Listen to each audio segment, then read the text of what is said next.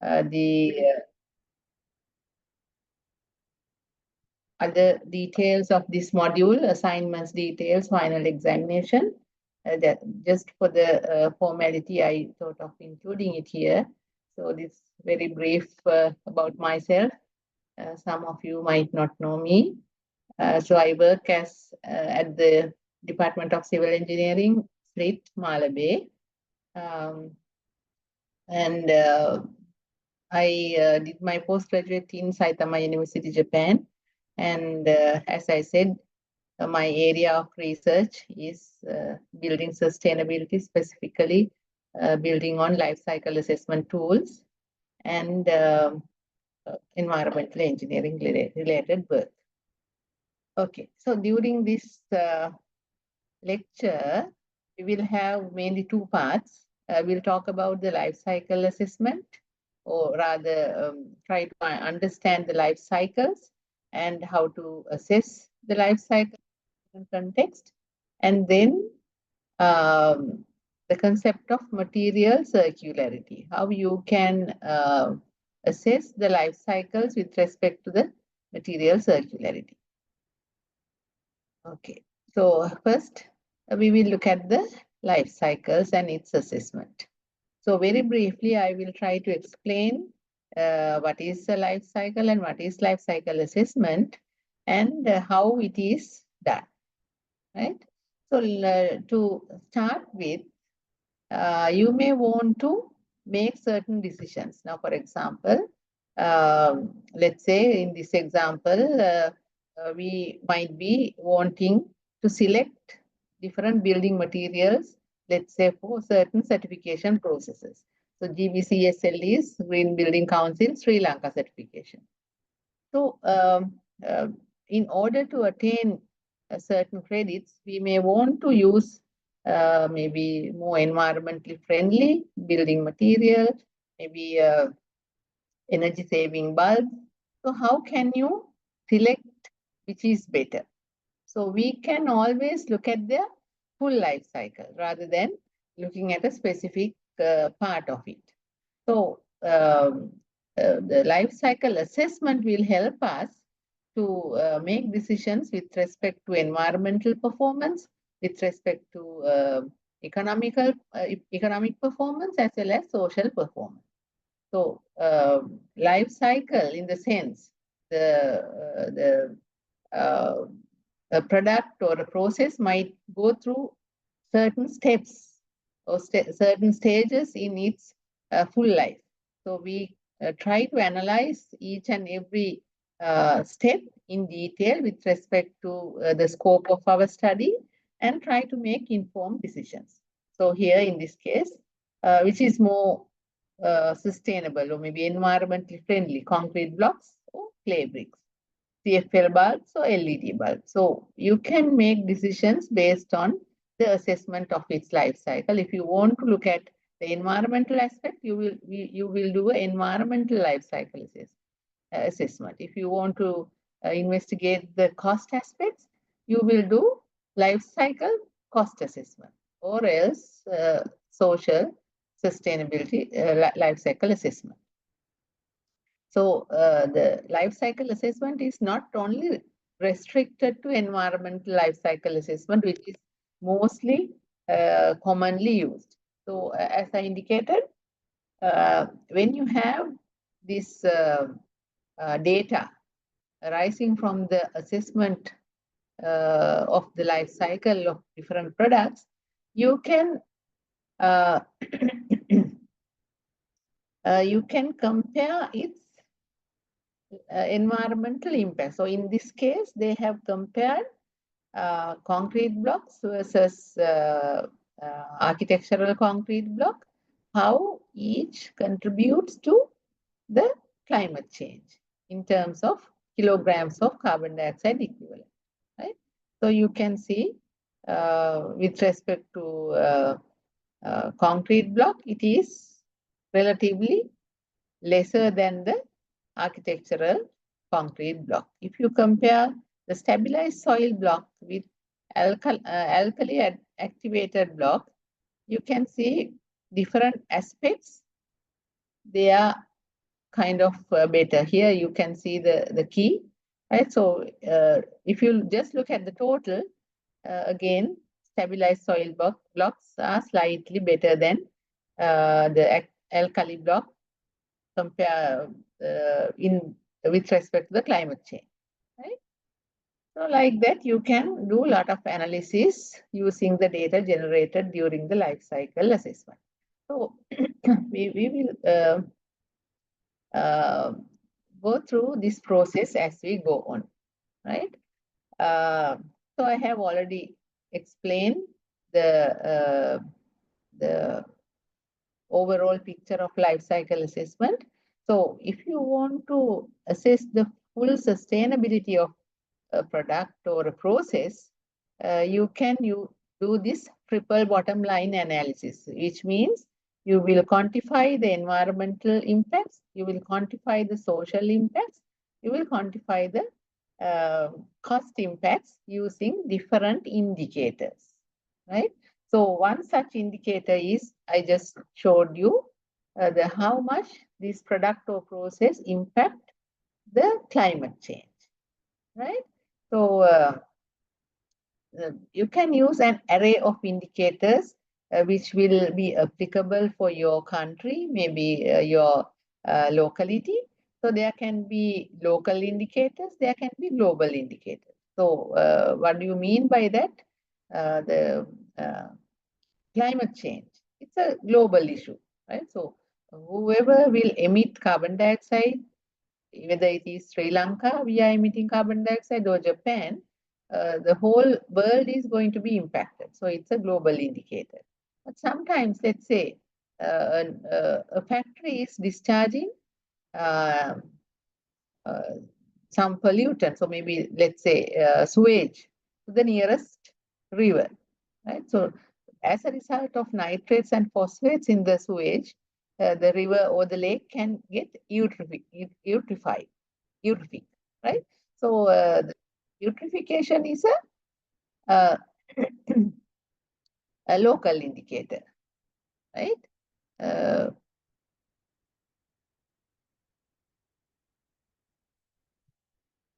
right.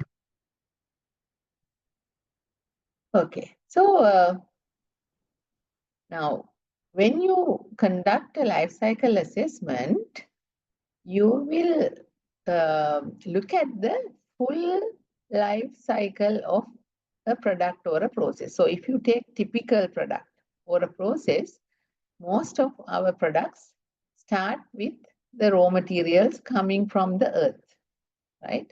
So you basically may be extracting and mining for material or harvesting for trees. Everything comes from our earth. Then you need to do the processing for manufacturing. Then your products can be transported, distributed, and in the sales centers. And then the customers or clients will use it. There are two options after use. So if you want to retrieve whatever the material that is in the product, you can recycle that back into the manufacturing process, or else there are two options here, which is not indicated. You can return this back to the environment after treatment or without treatment. So without treatment is landfill. After treatment, you can release into the environment like wastewater, which will be coming back into the manufacturing cycle at some point. Okay. So any life cycle, any product life cycle can be similar to what I just explained. So in life cycle assessment, what we do is we consider the full life cycle as I explained. Then we compile and evaluate the inputs and outputs in this process, right? So you will understand better when I go to the next slides. In this process, there might be necessary inputs like energy, water, and certain other material. Somebody is scribbling. Please do not scribble, right?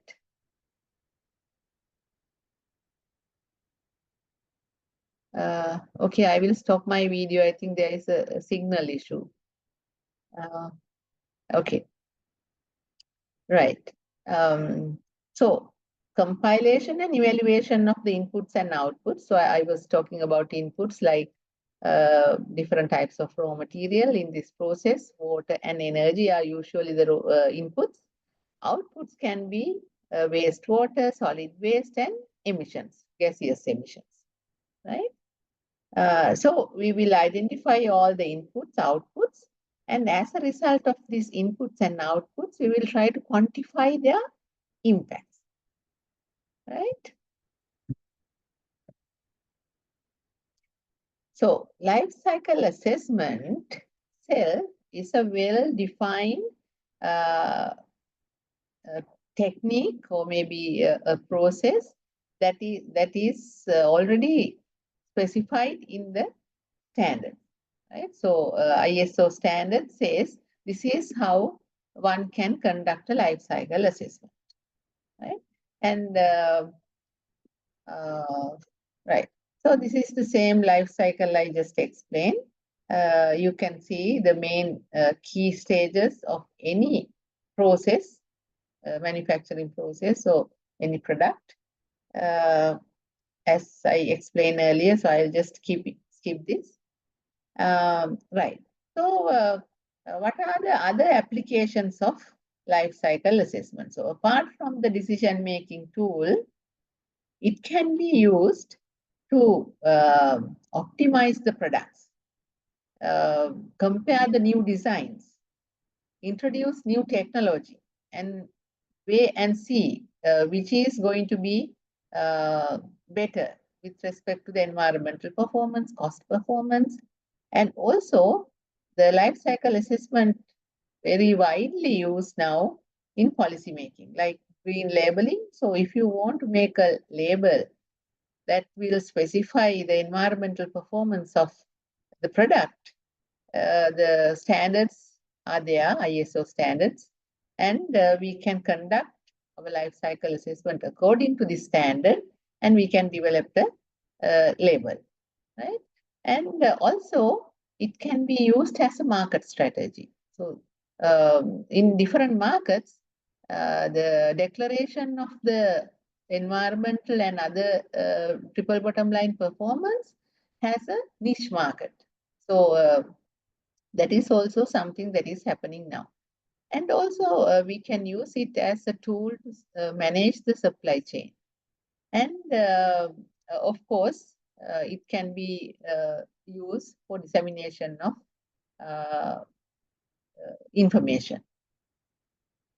Right. So I would like to share some data that has come through a life cycle assessment process. This is for a building material product, right? So building materials has a different life cycle stages because apart from the production of the material, it has a construction stage, building use stage, and so on. So don't worry about it. I just took this example for you to see what kind of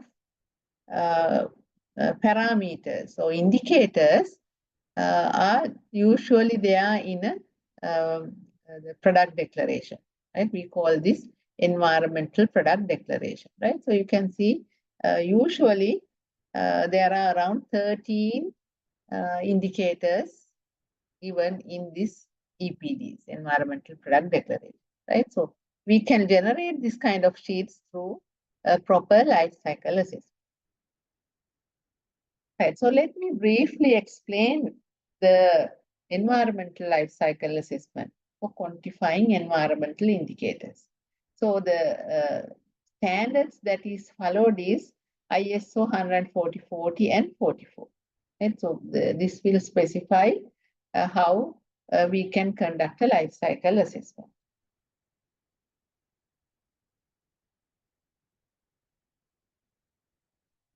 Right. Now I talked about two codes, right? The ISO 140 presents the LCA life cycle assessment principles and main framework. And also it gives the detailed requirements for conducting a life cycle assessment. And also it will give the details how the life cycle inventory should be made, the formats, and so on. So it's a very useful document the people who are conducting a life cycle assessment can follow. Okay. And further to 14040, 140, ISO 14044 gives the requirements and guidelines in detail. Yeah, it will give more details with several examples. So these are the two main documents we can use to conduct a life cycle assessment, but depending on the type of study you are doing. If it is a green label, ISO 14065 should be used. So like that, you will, for the further detail, you can look at the family of ISO standards. So let us look at the life cycle assessment and its stages. Now, the stages of a product life cycle is different from the life cycle assessment phases, right? So if you want to conduct a life cycle assessment, you can do this in 4 main steps. In the first step, you will have to identify what is the goal and the scope of your study, right? So if you want to go to a certain place, you have to have a plan, right? You have to know which direction you want to go. Like that, you have to define your destination. Your goal and the scope should be defined. Then the next step is you will identify the product or process manufacturing stages, and then along the manufacturing process, product process, you will do the inventory analysis. That is input and output analysis. You will quantify the inputs, quantify the outputs, right? So that is called the inventory analysis. Then once you get these inputs and outputs in kilograms, maybe joules, megawatts, liters, you will have to convert them into useful end results. That is, you will convert them into emissions with respect to how they are going to impact our selected indicators. So for that, you need to convert them into a language these the interpretation would understand, right? I will show you a few examples, you will understand better. Then the final step is, once you do the impact assessment, you will have to do the interpretation. You'll have to do the interpretation, right? So here again, the phases of a life cycle assessment, you identify the goal and scope, inventory analysis, impact assessment, and interpretation. Now you will see the arrows in both directions. Why? Because this is an iterative process. So there is no, it's not just you do it and that's it. No, because any production process, as you know, will change with time. The technology that you use, the material that you use will change. So usually a product declaration, environmental product declaration is valid for 5 years, right? So which means after 5 years, you will do the same process again. Sometimes within the same process, you will do it iteratively to optimize certain conditions, right?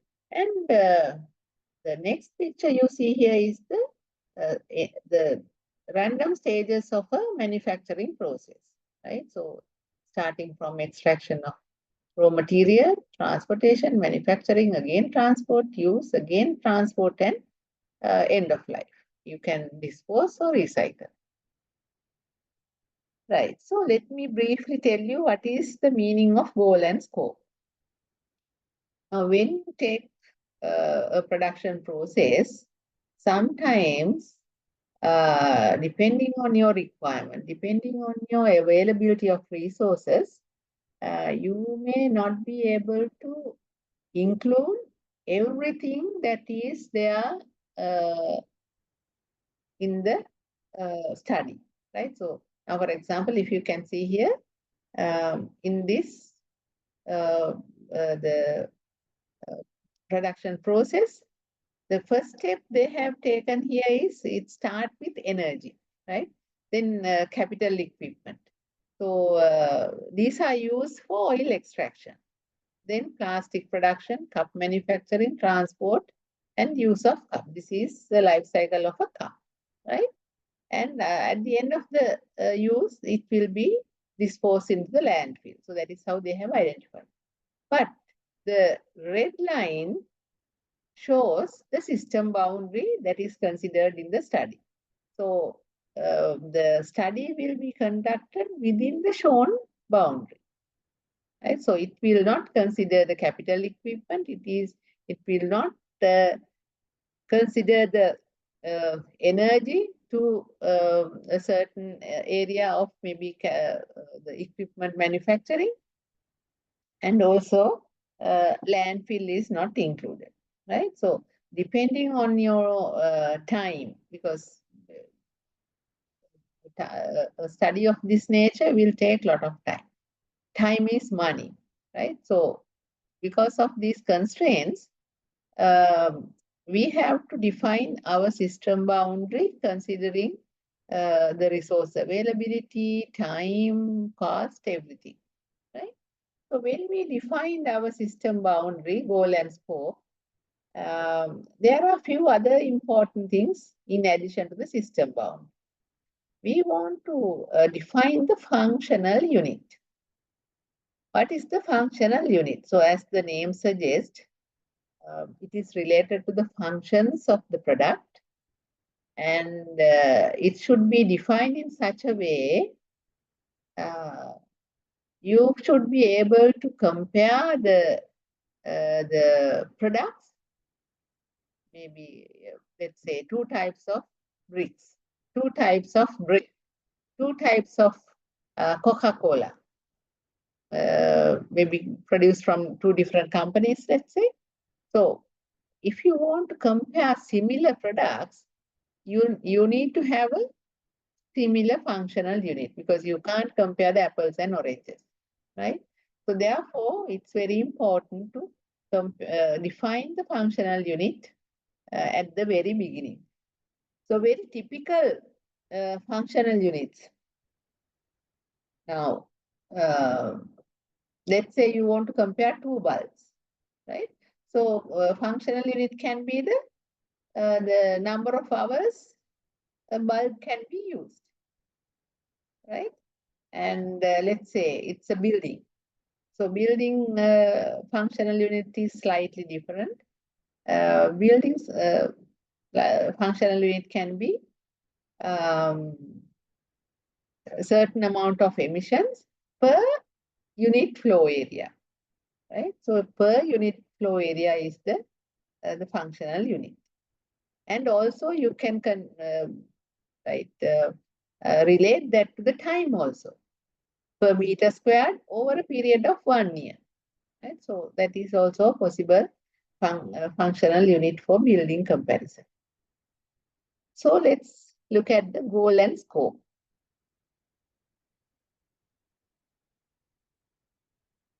Right. So this is one typical production process. The line, you start with the lumber, and you will have to mill it, manufacture, then retail, use, end of life. So in the meantime, you can see here, these are some of the other activities that is done in the manufacturing, right? And you have inputs as rubber and graphite. Then you may have to do the packaging, and also another type of material will go in during the manufacturing. So the goal and scope, you will have to define what are the stages or steps that you are going to include in your study, right?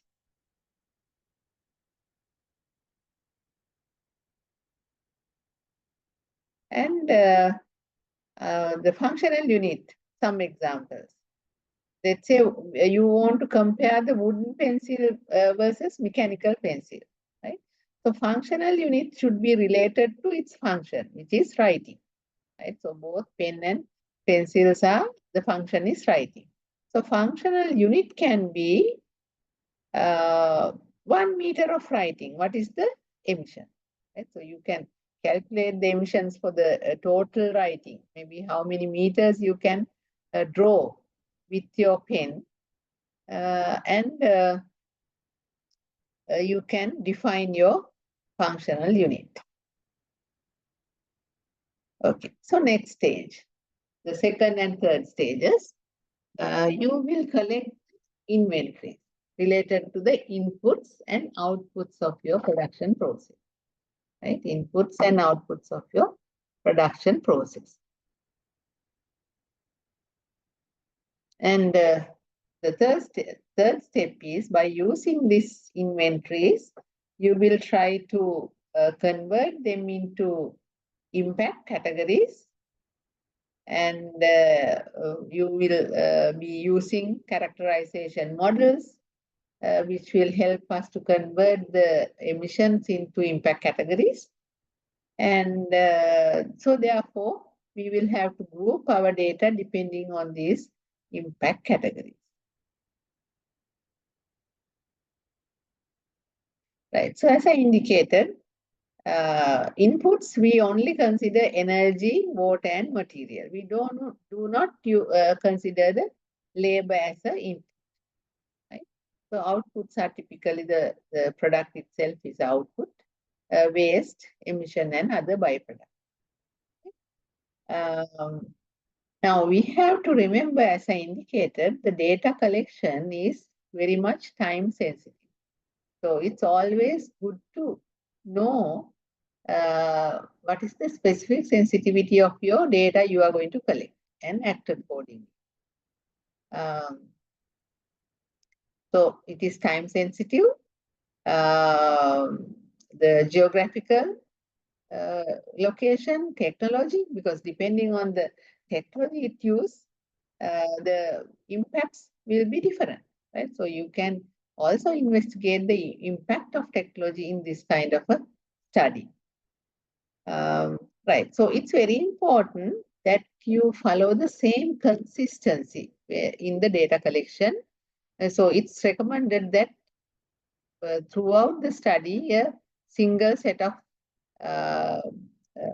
maybe single team should conduct the study.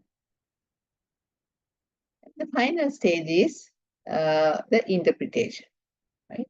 The interpretation. Okay, so let's show you some examples of this process. When you take the inventories, right? So inventories can be direct measurements, indirect measurements, right? They're based on secondary data. So maybe before this, you will have a kind of inventory which is in terms of kilograms and everything, but they are converted into the emissions, like the metals and the gaseous emissions and so on, right? So we know the inventory can be converted into the impact categories if you know how each and every impact category is influenced. Now, for example, global warming happens as a result of greenhouse gases, right? So one of the most abundant greenhouse gas is carbon dioxide. So if you can measure or evaluate your product in terms of global warming potential, you can measure, you can relate the greenhouse gases under this impact category called global warming potential, right? So you can see here carbon, out of this inventory, you can see for global warming, carbon dioxide and CFCs are responsible. Ozone layer depletion, CFC is responsible, right? So lead, will impact the human toxicity. And also it will impact the ecological toxicity. Right? So like that, you can identify the impacts of these inventories. And what happens? It is now we identify the impact categories. As a result of these impact categories, what is the final impact? So basically, all these environmental impacts will have three types of impacts: human health, ecosystem, resources. Right? Uh, am I connected? There was a power failure. Hello? Yes, madam. Madam, yeah, Yes, you are ma'am. correct. Yes, ma'am. Yeah, you can hear me. Right. Okay. So finally, now you can convert the inventories into impact categories. Impact categories, we usually call them midpoint impact categories, can be converted into endpoint impact categories, which are these three basically. And then even these three can be converted into a single index for clarity, right? So it will be easy for a person to understand one single number rather than comparing several numbers. So that is the whole processes. Okay, I will skip this because I explained this. Now we have to appreciate the benefits of doing the life cycle assessment and how it is going to support our decision making. We have to understand the limitations also. And you can see it's not a complete assessment of all environmental issues because only those identified in the goal and scope are considered. So during the life cycle assessment, let's say, like one might select a certain maybe set of issues that is relevant to their region, right? So in the goal and scope, depending on their restrictions, they might not include all the impact categories in this. So therefore, there is a chance that some important impacts might be get neglected in your assessment process. And LCI rarely, if ever, include every single process and capture every single input and output due to system boundaries, data gaps, and cutoff criteria. So when you want to do a life cycle assessment, to convert the inventory data to the impact during the impact assessment, you depend on data to a very great extent, right? So if you are not measuring the direct outputs, your usual method is you will depend on the data, available data, right? So like wisely picking the appropriate database and wisely utilizing the data in your study will determine how success your life cycle assessment is. Okay, can you give me 1 minute to get a glass of water?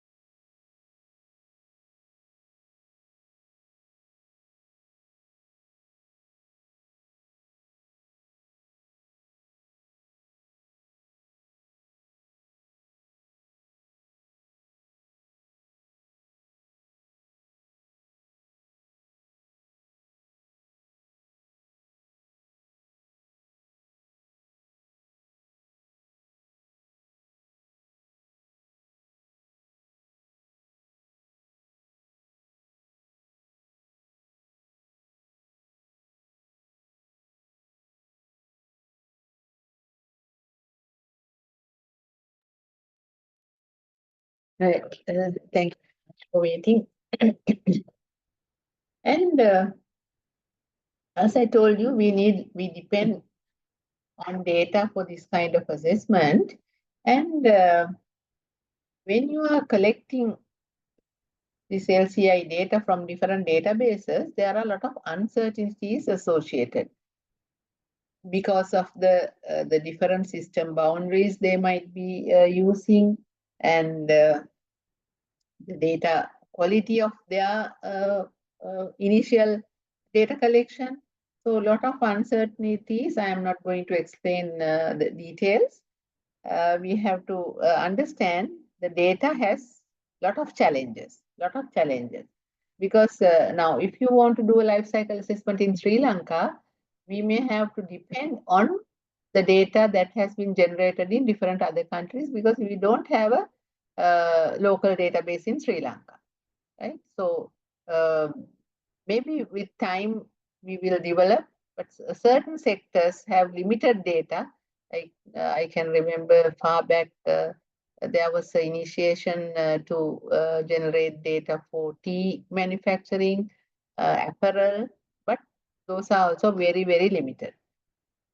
Then the characterization models, that is the models that we use to convert the inventory data into impact categories or maybe indicators, may have certain issues, right? The conversion factors and so on. So that is also something we can think about.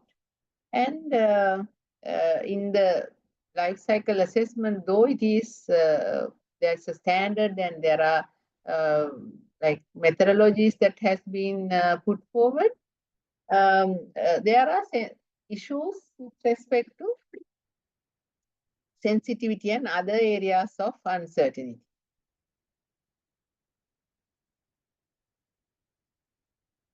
Right.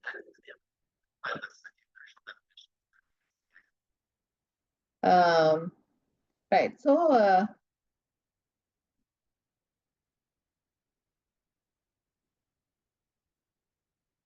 will just skip this. You can look at this later. Right. So we are going to watch a small video. I know this is a sleepy time. So the question I am to pose is, please find out 3 reasons for conducting a life cycle assessment as given in this video. Right. So let me share it again, because I might not have shared with the sound. I will share it again with the sound.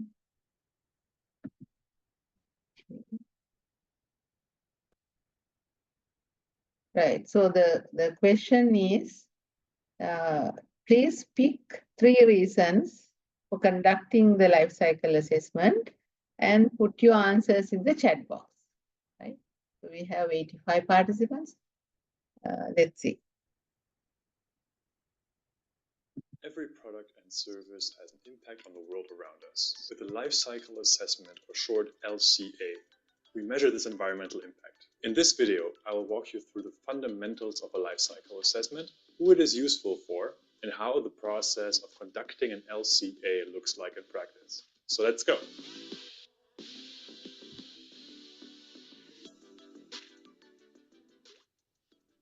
You've probably asked yourself that question many times. Which tomatoes are better for the environment? The ones from Spain or from the Netherlands? Should I buy the organic t-shirt or the regular one? Or if you think even bigger, what is the impact of the supermarket? Okay, 1 minute. Maybe the volume is not good. Madam, for me, it's loud and clear. Is there was a message. Let me I'm walking through right the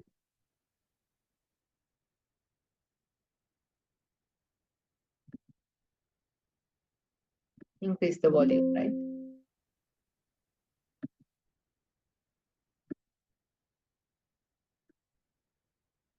Okay, let's start again. Every product and service has an impact on the world around us. With the life cycle assessment, or short LCA, we measure this environmental impact. In this video, I will walk you through the fundamentals of a life cycle assessment, who it is useful for, and how the process of conducting an LCA looks like in practice. So let's go.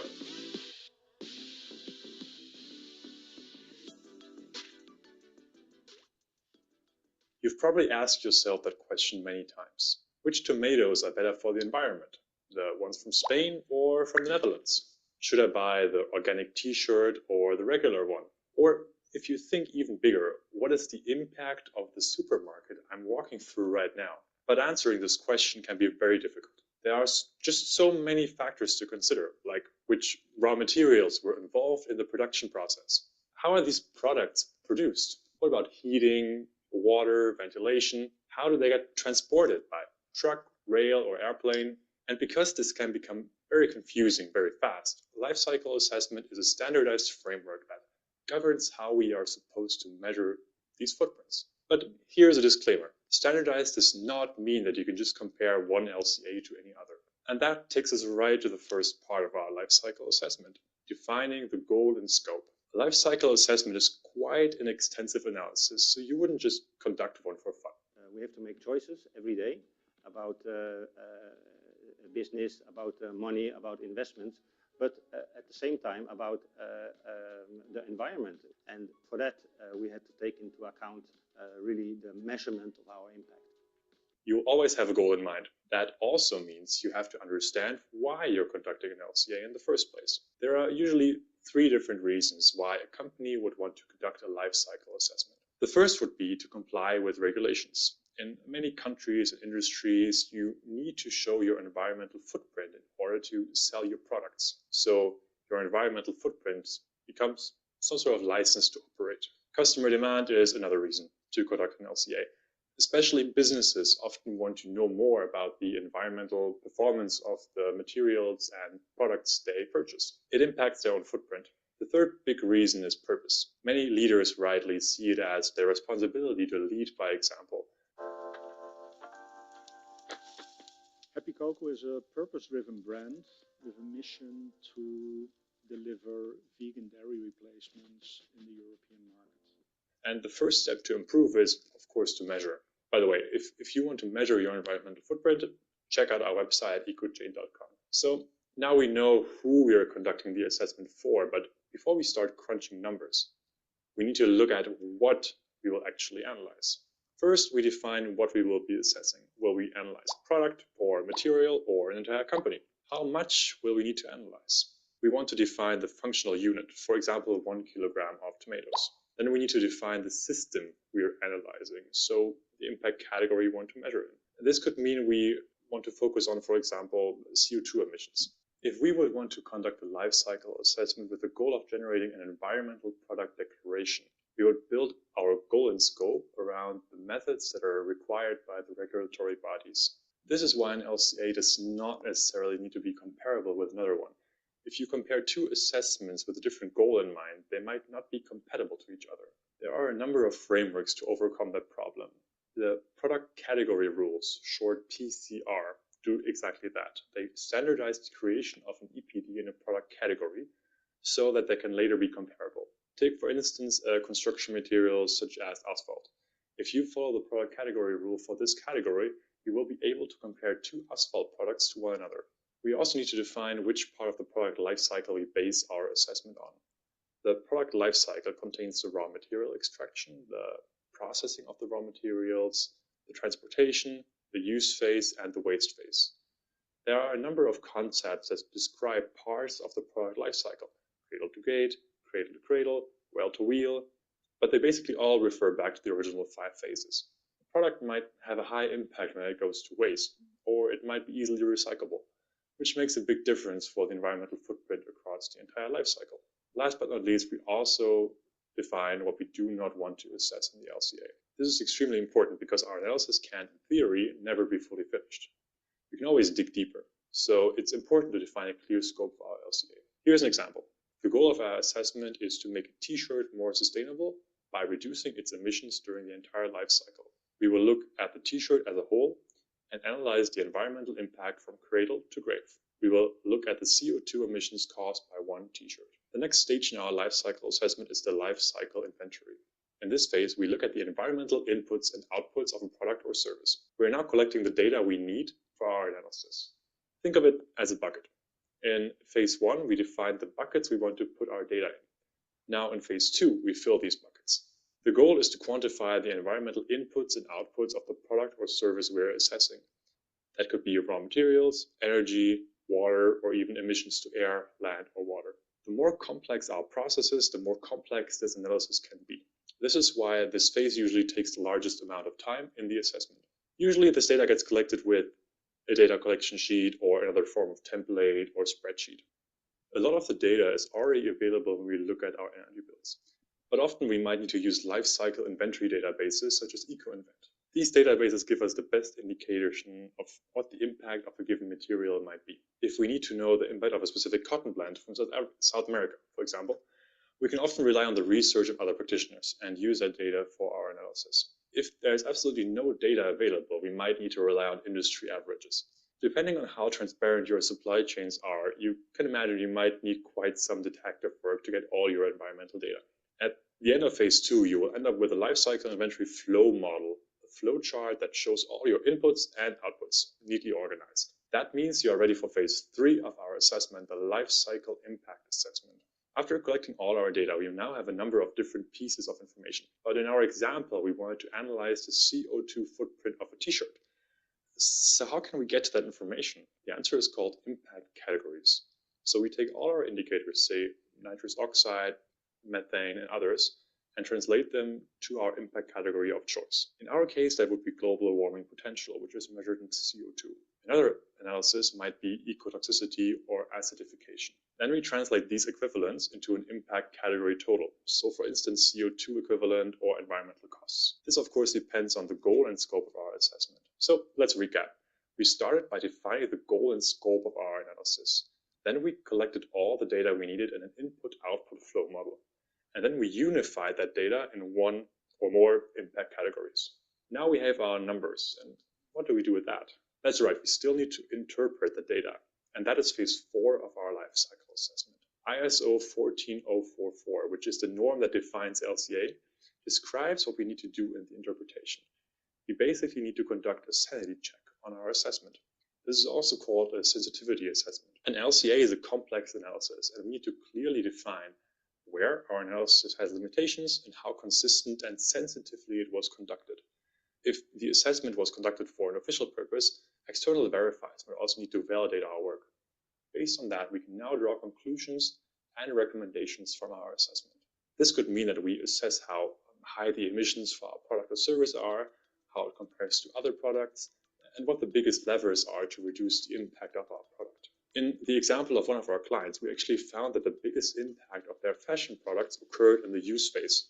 So educating their customers about using less energy and water when washing their clothes made by far the biggest overall impact. At EcoChain, we help companies measure and improve their environmental footprint.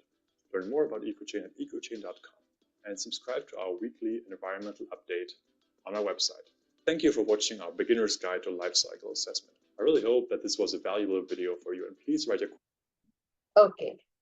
Please write your answers in your chat and post, please. every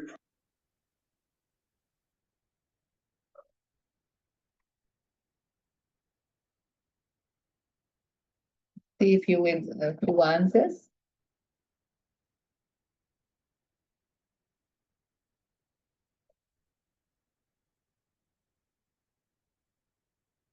Okay, the answers are flowing. Thank you very much. Okay, very good. To meet regulation, comply with regulation, to customer demands, very good. To meet customer demands, very good.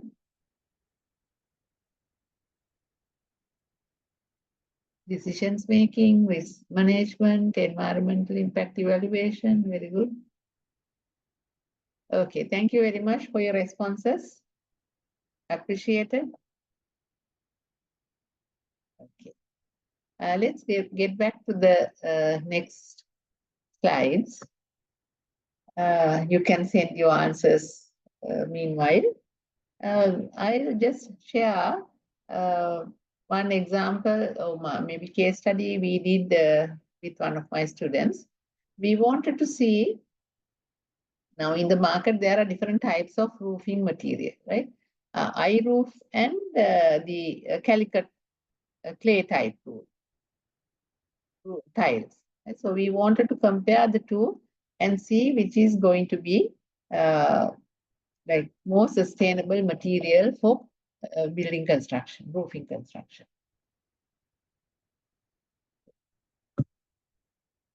Right. So one example, we had to draw the process flow diagram of two products, right? So you can see right hand side, it starts with clay mining, extraction.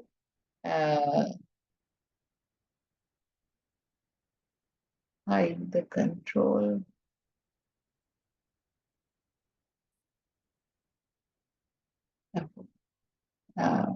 Starting with clay mixing, then void removing and pressing, drying and firing, right? So this is the process flow diagram for clay tiles.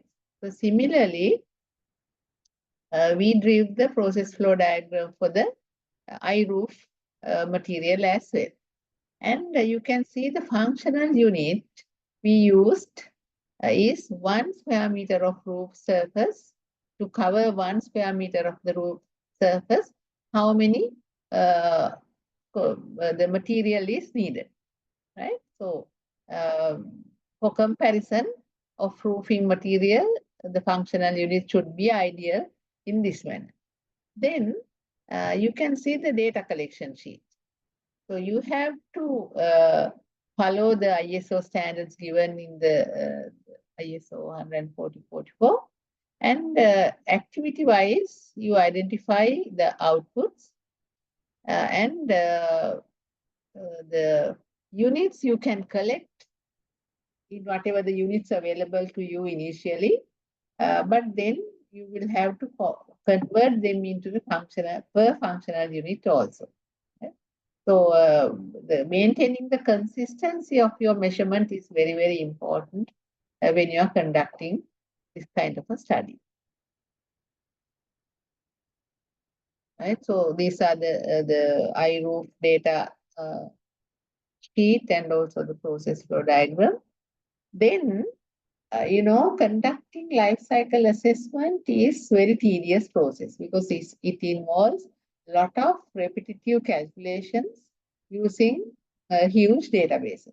So therefore, typically, life cycle assessment is conducted using different types of software tools, right?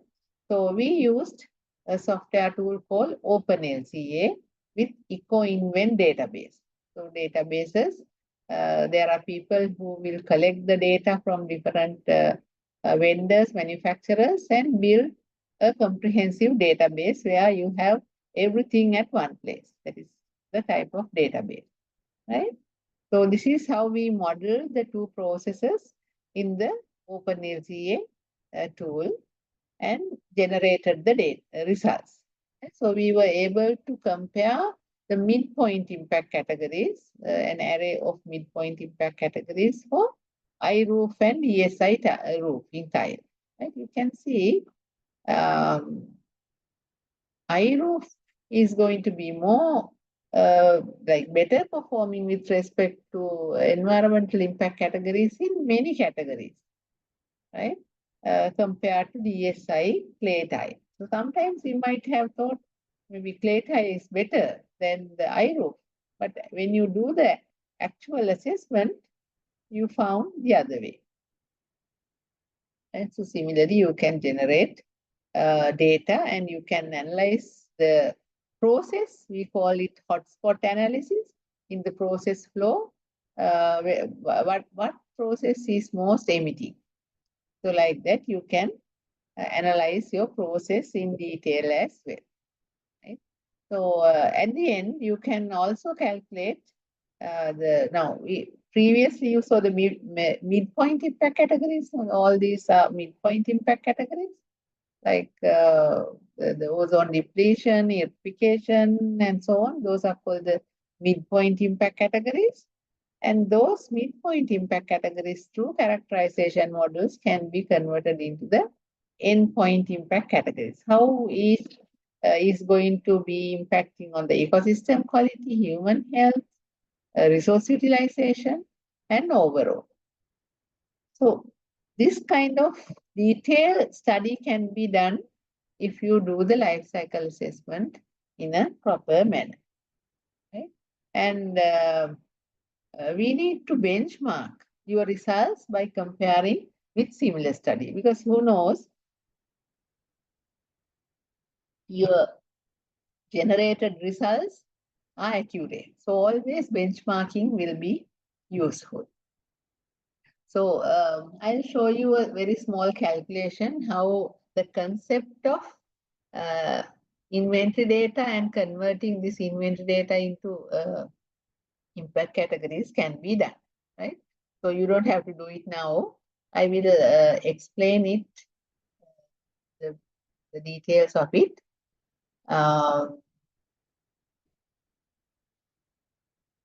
Okay.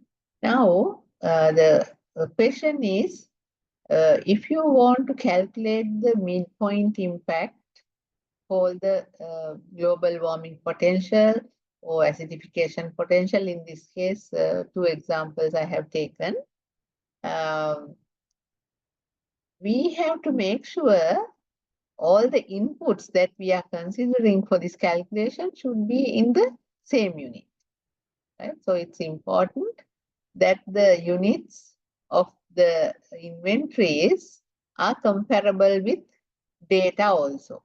Now, if the data says kilograms of emission per liter, then your inputs should be measured in liters preferably. Then it will be easy without any necessity for conversion.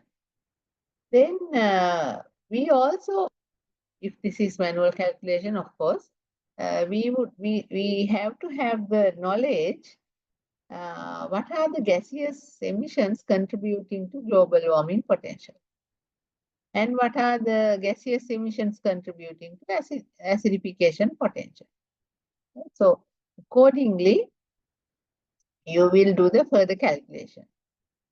And we have to remember global warming potential is measured in carbon dioxide equivalent. Acidification potential is calculated in kilograms of SO2 equivalent. Right? So let's say you have an inventory. On your right hand side, there is a table, right? So when we are conducting life cycle assessment, we may be using a table like this. From the inventory, 300 kilograms of certain material is used, 1,200 kilowatt hours of energy is used, another material of 640 kilograms is used, and again energy usage is given, right? So if you want to convert these inventories into carbon dioxide equivalent and SO2 equivalents, which is the language the indicators will understand, you have to use the data coming from databases, right? So let's say in a database, it says, now let's say X is a certain material. So per unit kilogram of X material, another study has been done to estimate how much carbon dioxide is released, how much nitrous oxide is released. So these, the previous data, the data from previous studies are available in the databases as emission factors, right? So we can use these emission factors to convert our inventory data into final emissions. It's very easy. Now, if you know databases, if you know the emissions per kilogram of X, right? So in this manner, and if your inventory has number of kilograms, let's say 3,000, you just multiply this emission factor by 3000. Right? So as far as you know, the emission per unit of material or energy, then you will use these emission factors to convert your inventory into gaseous pollutant. And if you want to convert these different impact categories, different gaseous emissions into a single impact category in terms of, now here global warming potential is measured in carbon dioxide equivalent. So from this table on your left hand side, you have to identify what are the gaseous emissions contributing to global warming potential. So those only should be taken into the calculation. So global warming potential, you can see here, right?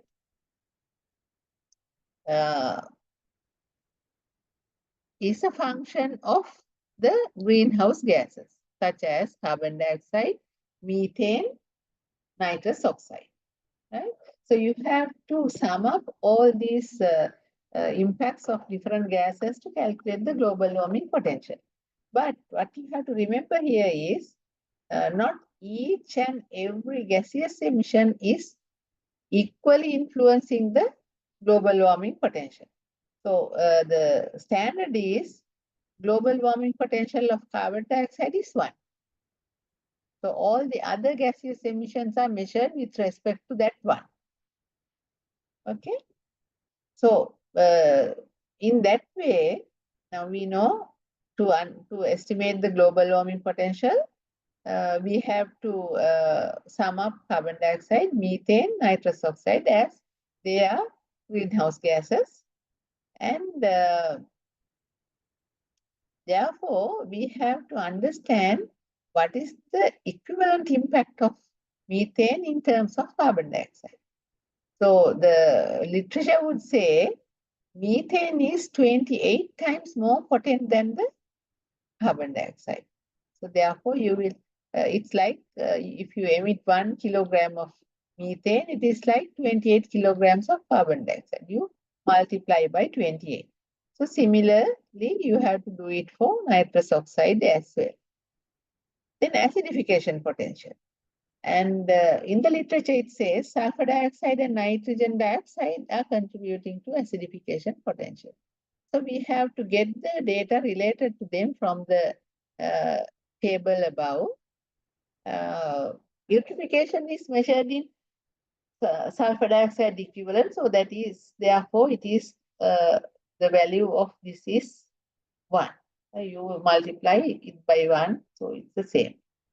Then the nitrogen dioxide has 1.4 times more potent than the sulfur dioxide. So therefore, you will have to multiply by 1.4. Right? So always you have to relate the LCI data with midpoint categories and then endpoint categories.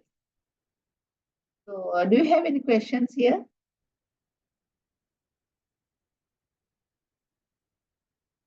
Okay, let's move. Right. So there are different types of LCA tools available. In this chart, you can see on your top x-axis, CIMA-Pro is one of the most widely used software tools. But in Sri Lanka, we have very limited number of licenses because it's expensive. And OpenLCA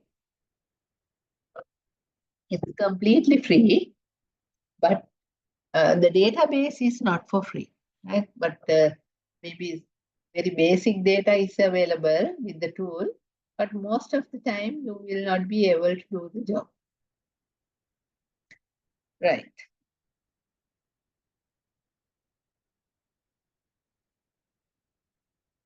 Then where do you get the emission factors?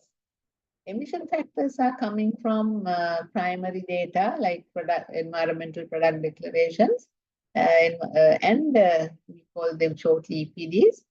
So the data collectors, data providers will scrape the data from these primary providers and compile huge databases, which in turn, which they will sell for the users, right? So if you want to use EcoInvent database, you will have to purchase the data. So like that, databases are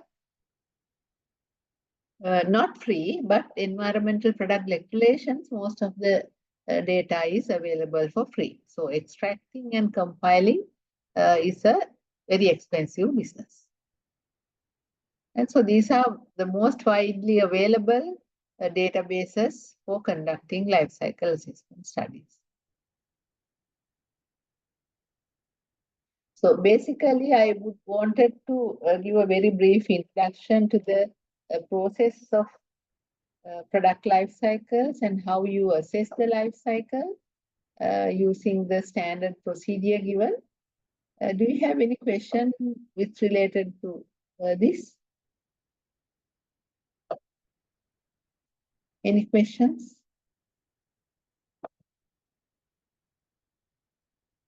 Are you sleeping? No questions. Yeah, I won't take a lot of time. The next section is on material circularity. If you have any questions, you can ask.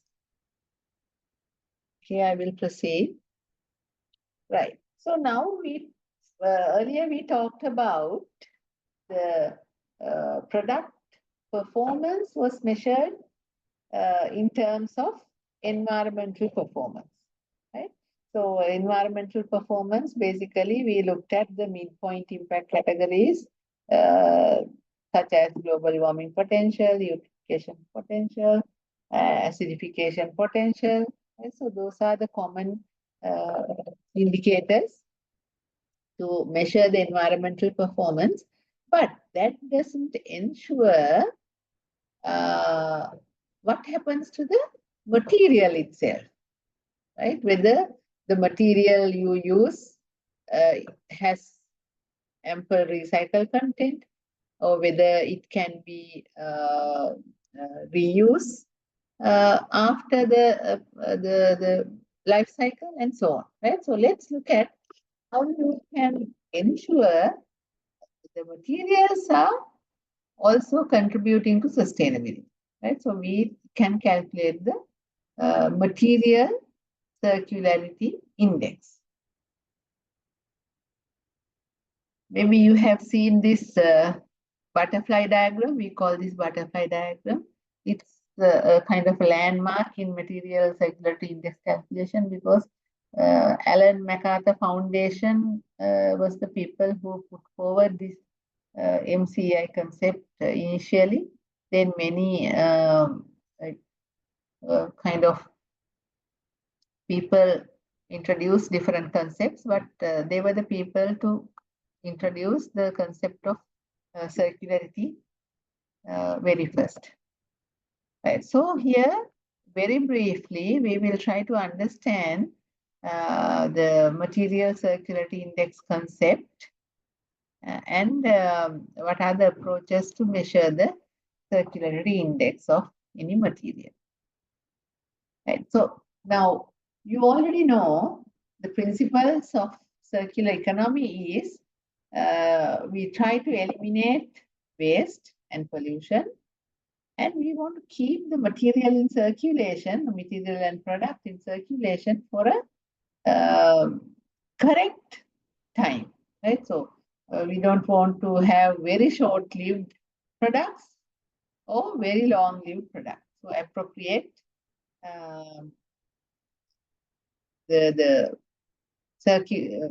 circulate the product at its appropriate time duration. And also, it should regenerate the nature. Right? So we work on these three principles in the circular economy.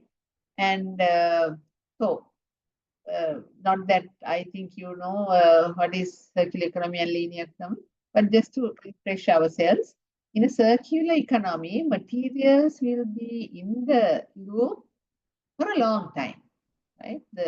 Rather than depending on the fresh material, most of the time you can depend on the recycled content. And so the material will be in the loop for a longer time rather than just disposing, similar to the linear economy. You take, make, and dispose. So that is the type of linear economy, right? So we can't afford to run in the linear economy today because the resources are becoming more and more scarce, right? So we should be able to retrieve as much material as possible from our different environmental compartments of our environment, and also by way of different technological advances. So circularity, let's look at the definition. The practice of encouraging reuse, recycling, or sustainability in consumption, manufacturing, both consumption and production.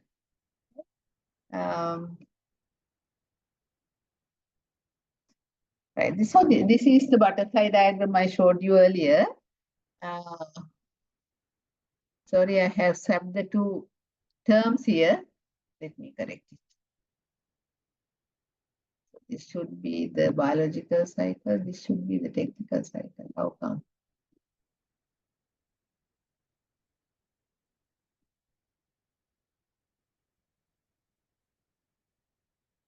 If you look at any product, any process in your vicinity, they are coming from technical cycle or a biological cycle. Okay, so look at how technical cycle works. They primarily go through the manufacturing, then product manufacturer. Now here you can start with the part manufacturing, product manufacturing. Then there can be service providers in your main line, but they can behave in different manner, right? So typically in the technical cycle, what is possible is recycle, refurbishing, reuse, and maintain, and like sharing. So those are the key principles that can be seen in the technical cycle. So if you want to run your material in the technical cycle, you will have to employ one or more of these techniques. So what about the biological cycle? In the biological cycle, right, of course, it may have different approaches of doing the same, but you can see most of the biodegradable substances will anyway reach its or maybe the destination in the environment. Right? You can see here the waste that is coming at the end of the cycle. Right? So here you can see the waste comes as a result of this. So what happens to the waste? You can see in the biological cycle, the waste that comes out of the system can be used as a feedstock, used as anaerobic digestion, and then maybe farming as a fertilizer and so on. So you can see without doing much, the component in the biological cycle can cause least harm for the human health and ecosystem. Whereas if you do not manage the technical cycle properly, then there is ample chances of polluting the environment.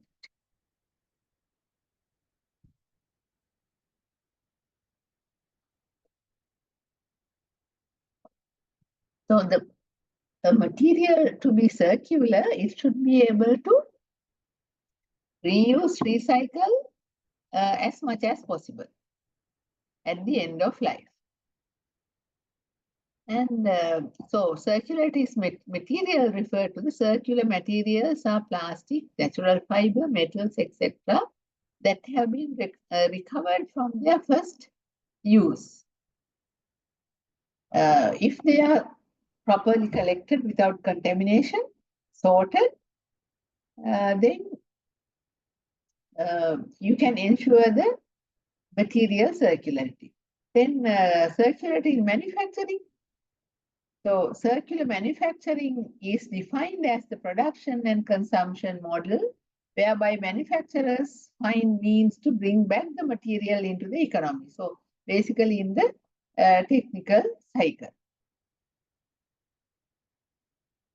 So now what are the benefits of circular products? Now, naturally, we know now without even you may do a life cycle assessment, but we can make sure, since we are trying to optimize the technological cycle as well as biological cycle, the circular material will cause or impact to increase the sustainability, bringing economic benefits, and also it will give you an improved reputation.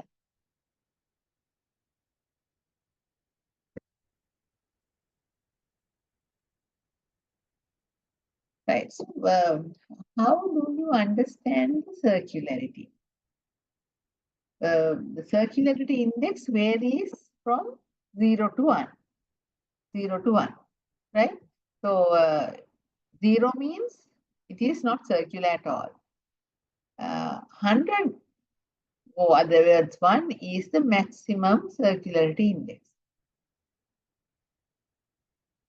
Right, so let me share you a few examples. Right, people have used the circularity index as the marketing strategy. Now this is a few types, like a certain type of hanger. Products destined for technical cycles would benefit from being easy to repair, maintenance, easy to take apart, and made of modular compartments that can be replaced. Right? Because rather than throwing the whole product, you can use only the defected part and again run the instrument for another set of time. And they could be durable enough to withstand the wear and tear of many users. Right? So this hanger, and they could be made from materials that are easily recycled. So they have used these hangers, made these hangers following the circularity principles. Now, what do you think about the wooden furniture, the circularity of wooden furniture? Products like wooden furniture could be easy to maintain and repair if designed with the biological cycle in mind. So rather than going through the technological cycle, sometimes it is easier to do the biological cycle. Their biodegradable materials like wood would be easily separated from their technical materials like the screws and so on, which can be reused again, and the glues and paints, which were biodegradable. And any other product like takeaway food containers can be designed to be compostable after one use, again following the principles of what? Biological cycle, right? Let's have a look at this short video also to understand the concept.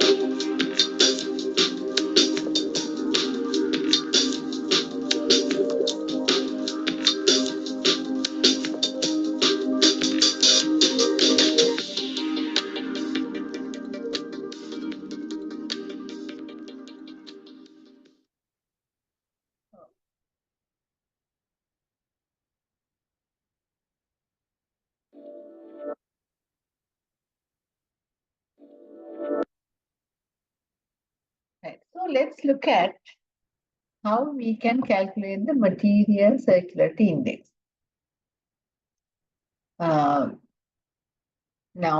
it measures for a specific product, and it can be measured for even a building, which is a complicated product. So let's look at the simple products. For a product, measures the extent to which the linear flow has been minimized, and the flow is maximized for its component and component materials, and how long and intensively it is used compared to the similar industry average product, right? So the material circularity index, if you want to calculate, we need again certain amount of data, right? We need to know what is the amount of virgin material that goes into your product. Without that data, we will not be able to do the calculation. Then, what is the mass of unrecoverable waste that is attributed to the product? So now there can be instances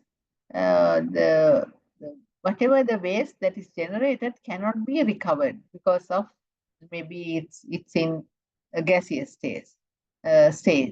So it is in maybe a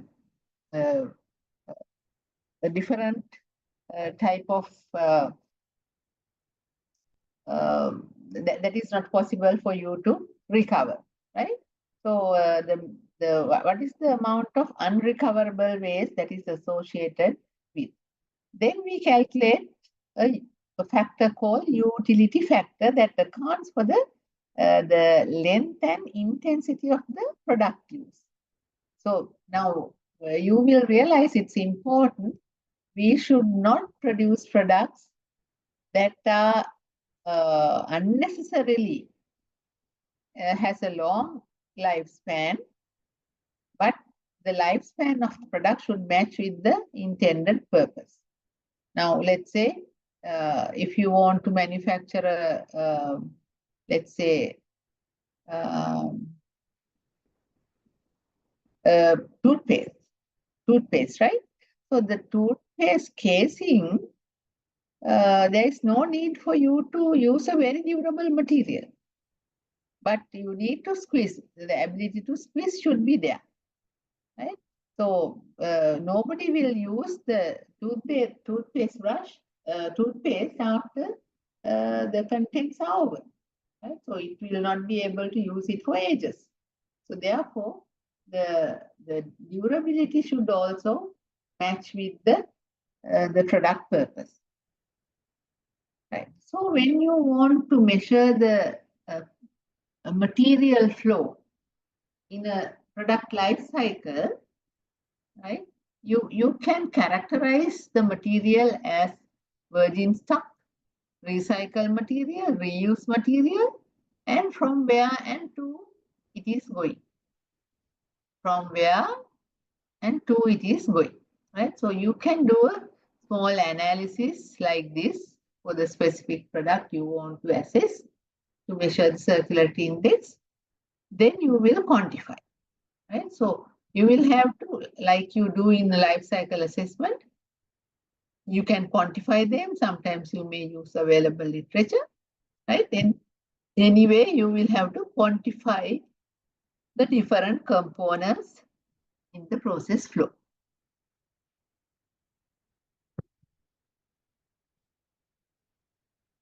So material circularity index can be calculated using this equation 1 minus LFI and Fx. So let's say what are these functions?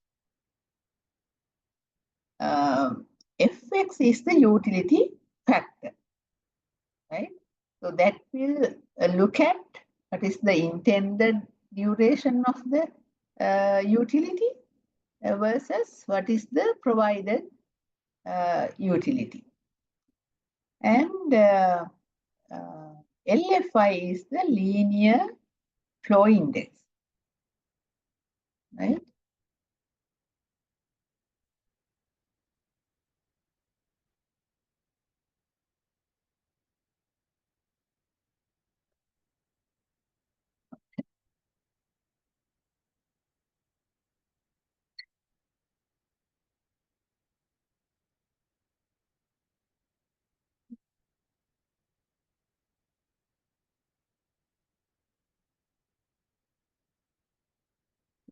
Okay.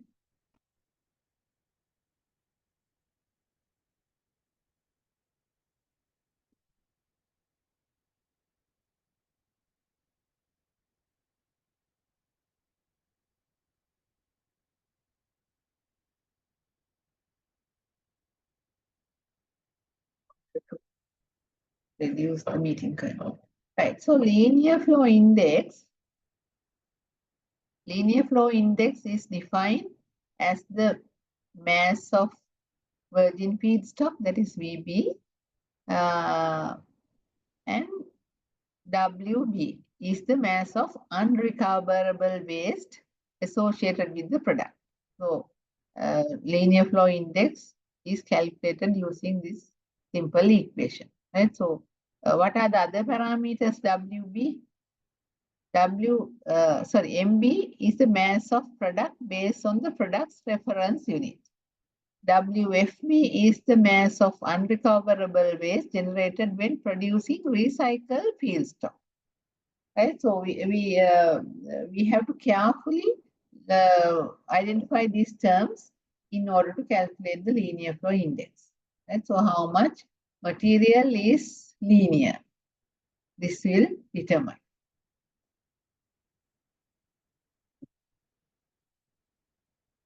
Right. So each parameter can be calculated separately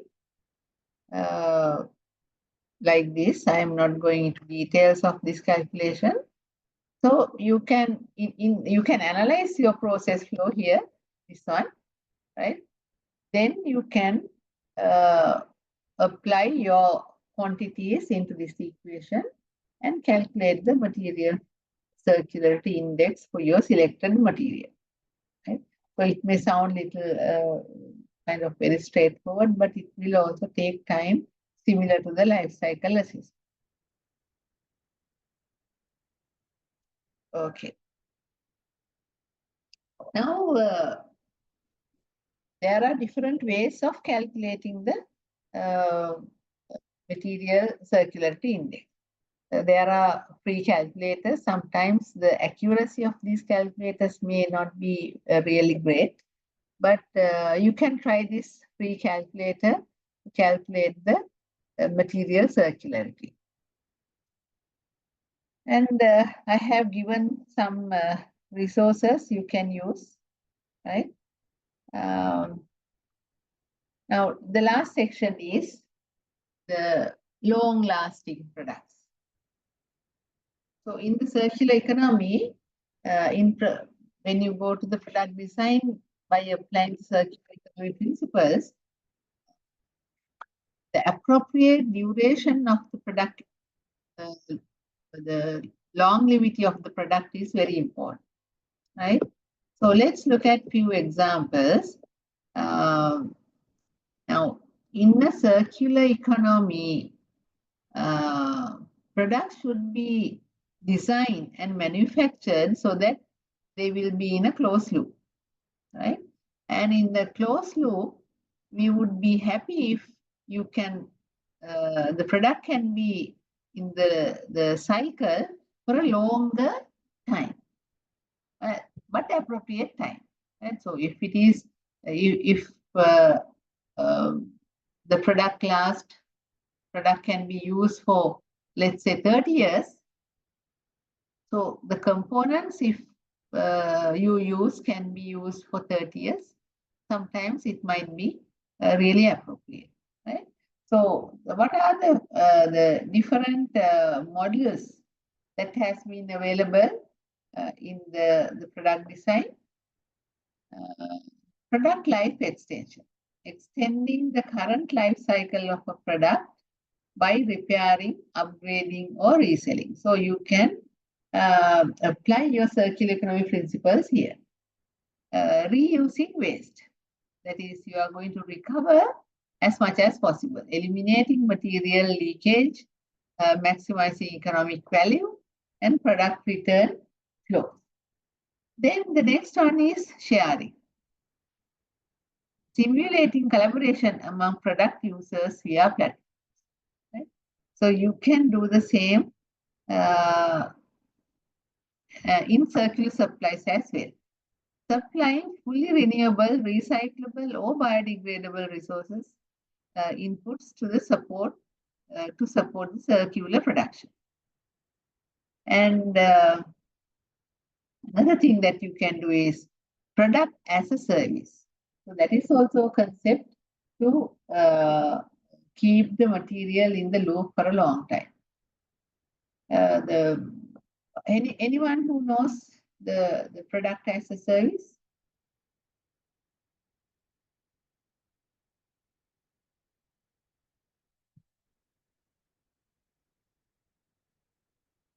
Now, for example, carpets, right? So let's say you buy a carpet. After some time, you don't want it, you want to have a new carpet. There are some businesses, they will take the old carpets and take the fiber and remanufacture different carpets based on from the material recycled, right? So so the company will lease the carpet to you. You will use it and return back to the company, right? So it's kind of a not purchasing a material, but taking a service, because you just need a carpet, let's say, in a cold country, mostly in the winter, right? The other time you don't need. So like that you can use, and whenever you don't want it, you can return back. And what happens when you make products with a longer lifespan? You can contribute to lesser use of resources, because the remanufacturing is not required. The same product can be used after fixing or maybe repairing, maybe replacing parts only, but same product will be used for a long time. And as I indicated, but the products that does not have to last for a long time should be designed as such. And so therefore, it's very important that we identify the requirements clearly and strike a balance when you are going for manufacturing. So I wanted to share a few examples. These are some manufacturers famous for designing lifelong products. It's traveling bags, right? So they are focuses on creating durable, high quality luggage with lifetime guarantee. So this lifetime guarantee, and maybe you can find some similar manufacturers in Sri Lanka also. So the lifetime guarantee is kind of a good attraction for the users, the buyers. And there is another company doing outdoor clothing and equipment. Is known for its high quality, long lasting products. So the manufacturers also make a name for their products. If you can operate in, if your business can be operated in circular economy principles. Another company, Fairphone. Right? Fairphone designs modular smartphones that enable users to replace and upgrade individual components easily, extending the life of the device. Right? So these are the businesses that has used the circular economy principles and yet succeeded also. Right? So let's look at this last video clip. With that, we are going to finish. Every shoe brought to Nike's Reuse a Shoe plant is broken down into 3 parts: rubber from the outsole, fabric from the upper, and foam from the midsole. First, sorters tear the shoe down, separating the different parts. Then a conveyor belt moves the sneaker parts into massive grinders. These grinders chop them up into raw materials for 3 different athletic surfaces. The rubber is melted down to make the surface for running tracks. The fabric goes into padding for basketball courts. and the foam transforms into the tough but springy surface of the tennis court. Literally every part of the shoe is used. Short video. Do you have any questions?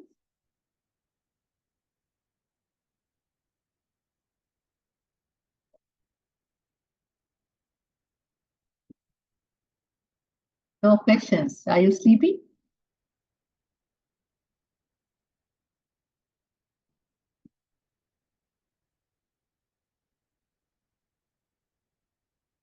Okay, then that's it. We can wind up the session. Thank you very much for your participation. As agreed, I finished before 2 hours. Of course, if you have any questions, you can reach me through. Madam, there are some questions in the chat. Oh, I said so.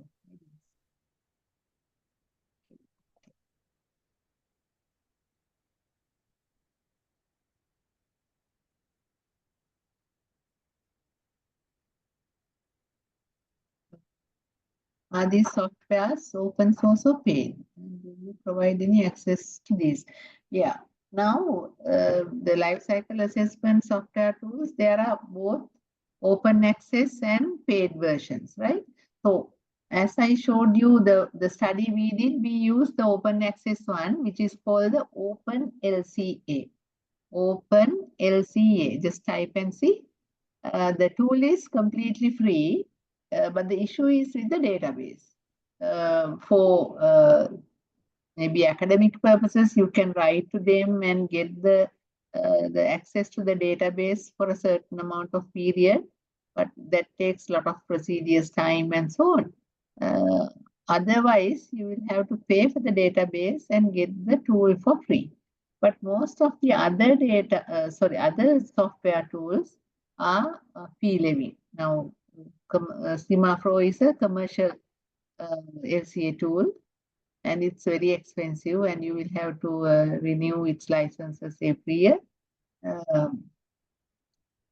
So like that, there are two types of tools mainly, but now more and more tools are being on the online tools. So it will be easy for updating and so on. Hope I answered your question. How about? Yes, thank you. How about emission factors published by IPCC? Yes, they are limited to the global warming potential gaseous emissions, right? So you can use it for such calculation. But if you want to look at the other impact categories, it is IPCC is not the place.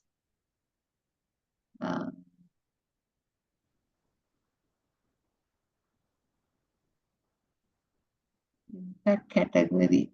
Why?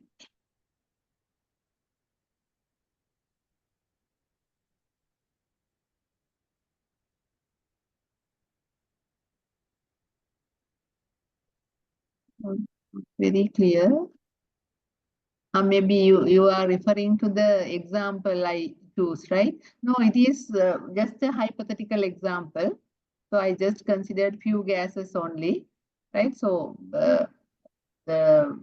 based on the inventory, you can calculate, right? So what I used was just an example,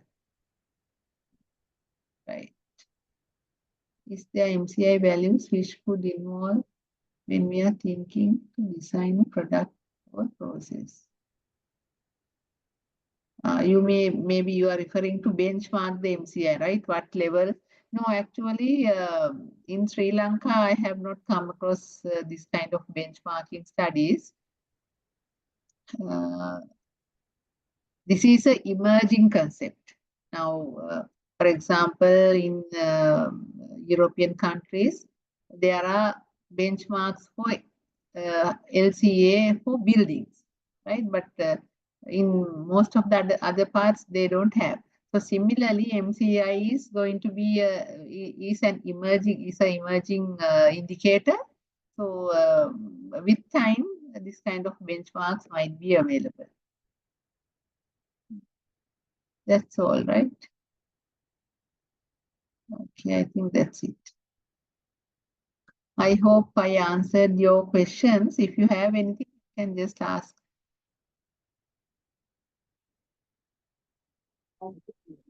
Hi, ma'am. I have a question. It is, I would like to know, is there any companies in Sri Lanka, they implemented ISO 140 for 2006? Are they, doing any studies for this LCA? Can you come again?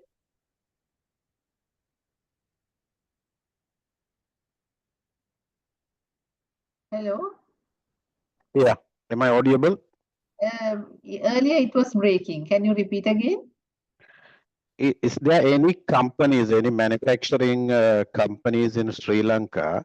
Are they implemented this ISO 140 for 2006 and studying, these kind of, complying with standard, environmental standard and standardization? You mean any company doing environmental product declarations for their products, right? And labeling and so on. Especially, they are, studying, about this LCA. Yeah, maybe if I get your question correct. Now, for example, the cement manufacturing company INSI, they have done the first EPD for Sri Lanka for 2 types of cement last year. So little by little, the LCA data will be available for certain sectors, but there is no such rule that every manufacturer should produce an environmental label or a product declaration or has to have certain standards. So most of the time it's optional right now. Yeah, okay. When we come to this LCA study for this collection of inventory, Yes. say for example, if it takes a polymer or take the food industry or pharmaceutical industry, wherever the process and materials are involving, the emissions are, it is a standard value for each value, each material internationally. It is a unique value for each product or each process. Is like that, or it is a differ? No. Actually, with respect to data, you have 2 types of data: generic data and product-specific data. So if you use generic data, it's going to be less accurate because it assumes average for the specific product across a certain maybe a country or a product range. But products now, for example, let's say your resin that you just mentioned, there can be different companies manufacturing resins, right? So you have to find the correct emission factors for the specific resin you are using. So ideally, the manufacturing company should come up with a EPD for that resin so that the emission factors are available, and the people who are doing the calculation can use that specific data. But what happens most of the time, if you do not have that data specifically for the material you are using, you are going to use some equivalent generic data or some data that is comparable from another country, right? So that is how you can collect the inventories and convert them into emission factors using these characterization models. When we come to the standardization, international standardization, say for example, say LDPE, either it can be SABIC or it is, it is a Borouge or is any Korean petrochemical industry. But, when it is come to the international standards, say the certain, say specific material, the emission, the inventory or the emission gas or whatever it is, it will be almost, it will be similar because the mechanical and the chemical properties of particular material for the usage, it will be almost say 99% all, the comply. Yeah, if you are talking about primary material, then that can be similar. But sometimes you may little bit process the primary material using different technologies. So then it's going to be different. Okay. Yes. And also, I have a certain inquiries or say questions. This regarding the circular economy, the reuse of material. Is there any companies or any department, especially for the road sector, are they using the used polymer, especially for HDPE and LDPE, mixing with the asphalt? Yeah, even in Sri Lanka, there are some projects going on kind of research base. As far as I know, I came to know different segments of roads have been done, but I don't think it has gone into kind of wide scale use still in Sri Lanka. Okay. Thank you very much for your interesting questions. Thank you. You're welcome. Any more questions? Okay, then in the absence of any more questions, we will wind up the session. Thank you very much again for participating on a Sunday evening. And have a good night and a good week ahead. Bye. Thank you and good night. Thank you. Thank you. Thank you, madam. Thank you. Thank you, madam. Thank you, madam. Thank you.